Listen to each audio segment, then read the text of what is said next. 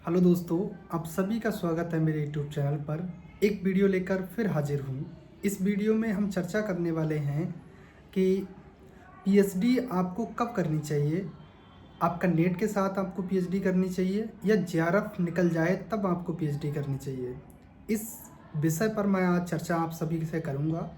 उससे पहले please video को लाइक और चैनल को सब्सक्राइब ज़रूर कर लीजिएगा।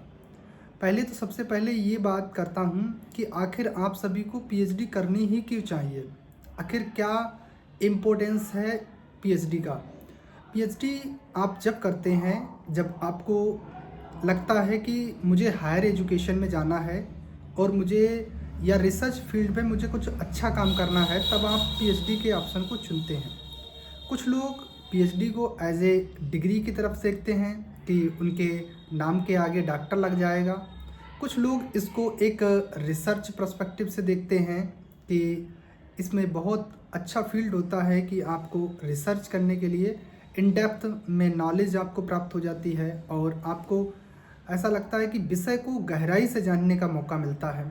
और कुछ लोग इस तरीके से पीएचडी करते हैं कि पीएचडी के साथ साथ उनको एकेडमिक में बहुत अच्छा परफॉर्म करना होता है। एकेडमिक में उनमें प्रमोशन के लिए आपको ज़रूरत होती है।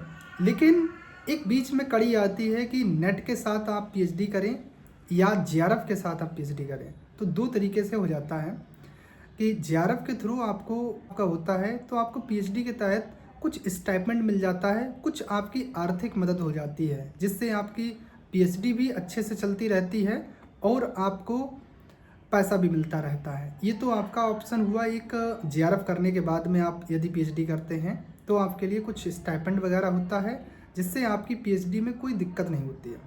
वही आती है बात कि जब नेट आपका होता है और नेट के बाद में आपको पीएचडी करनी चाहिए या नहीं करनी चाहिए। तो सबसे बड़ी बात आती है कि यदि आपको नेट पास है तो आपके लिए एलिजिबिलिटी तो है, आप असिस्टेंट प्रोफेसर का कोई भी फॉर्म फिल कर सकते हो। लेकिन आप यदि एलिजिबल हैं, आपकी एज अभी नहीं निकली है, तो आप जेआरएफ की तरफ ज़रूर जा सकते हैं। लेकिन आपको लगता है कि हमारा बाई चांस कई अटेम्प्ट देने के बाद में नहीं हो रहा है, तो आपको पीएचडी कर लेनी चाहिए। बिकॉज़ आप जब भी असिस्टेंट प्रोफेसर बनेंगे तो आपको एकेडमिक में आपके लिए प्रमोशन के लिए पीएचडी बहुत ज़रूरी होती है। और एकेडमिक भी आपका बैकग्राउंड अच्छा होता है, आपको विषय की नॉलेज बहुत अच्छी होती है। तो ये फ़ायदा है पीएचडी करने का। लेकिन वही पीएचडी करने का कुछ दुष्परिणाम भी हैं, उसके साइड इफ़ेक्ट भी हैं, कुछ दोष भी हैं पीएचडी करने के।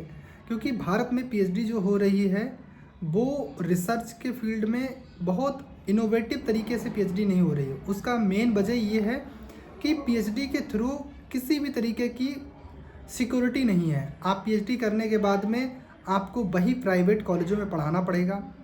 आप जिस तरीके से आप बहुत अच्छे अगर कॉलेज से आप हैं, बहुत अच्छे यूनिवर्सिटी से हैं, तो उसका डेफिनेटली आपको फ़ायदा मिलता है।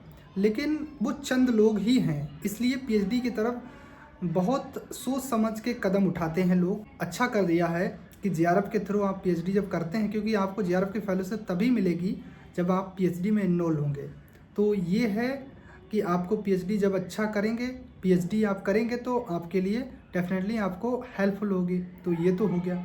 लेकिन यदि आप साधारण तौर पे इंसान हैं और साधारण तौर से आप पीएचडी करना चाहते हैं, तो ये मुझे लगता है कि ये करियर ऑप्शन ठीक नहीं होगा आपका।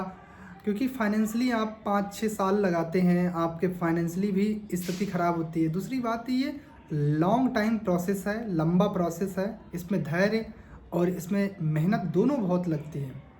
तो यदि आपका एकेडमिक में ही करियर चूज करना है, आपको लगता है कि मुझे एकेडमिक में ही बहुत अच्छा करना है, मुझे डिग्री कॉलेज की तरफ जाना है, तब तो आप पीएचडी की तरफ जा सकते हैं। आपके पास अगर जेआरएफ नहीं है, और अगर जेआरएफ है तब तो करना ही होता है और उसका कोई ऑप्शन ही नहीं, क्योंकि या फिर पैसा नहीं लेना है आपको तब नहीं कर सकते, नहीं तो आपको करना ही करना होगा। तो इस तरीके से आपको बताया है मैंने कि यदि आपके पास नेट है तो आप पीएचडी में दो ही ऑप्शन हो सकते हैं। आपको एकेडमिक में अच्छा करना है तो आप ज़रूर जाइएगा, या बाई चांस आपको लगता है कि मुझे पीएचडी करनी चाहिए तब आपको जाइए था। वहाँ धैर्य और पेशेंस के साथ और पैसे सब कुछ लगते हैं, वो सब कुछ सोच समझ के आप जाइएगा। जेआरएफ है तो आपको करना ही होगा आपको पीएचडी। और पीएचडी जब भी करें तो 2-4 चीज़ें की सावधानी रखें। अच्छे से पीएचडी को करने से बस ये होता है कि आपकी नॉलेज भी बढ़ती है, और दूसरी बात है आप खुद में सेल्फ सफिशिएंट हो जाते हैं कि यार मेरा अच्छा गया, मैंने अच्छे से करा है पीएचडी। तो हालांकि यहाँ इंडिया की पीएचडी का ऐसा ही है सब कुछ, लेकिन फिर भी अच्छे से करिएगा। ऑल द बेस्ट सभी को। और ये वीडियो बनाने का यही उद्देश्य था कि कई लोग ऐसे होते हैं जो पीएचडी करना भी चाहते हैं लेकिन नहीं कर पाते हैं, क्योंकि इसमें धैर्य और पैसा दोनों लगता है। वीडियो को लाइक और चैनल को ज़रूर सब्सक्राइब कर लीजिएगा। धन्यवाद।